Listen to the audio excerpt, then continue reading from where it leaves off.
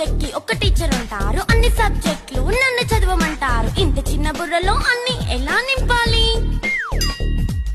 Class work, home work, fair notes అంటారు. Subject కి 3 books పెట్టి బ్యాగ్ నింపుతారు. ఇన్ఫాక్ట్ నా బరువు కన్నా నా బ్యాగ్ బరువే ఎక్కువ.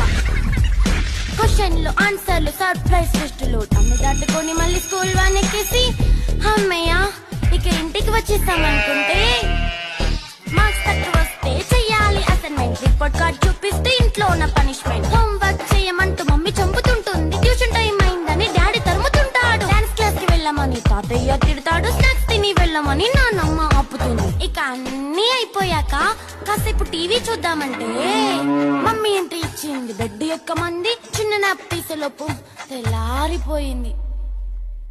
అయ్యో మళ్ళీ మొదలు ఈ స్కూల్ కష్టాలు.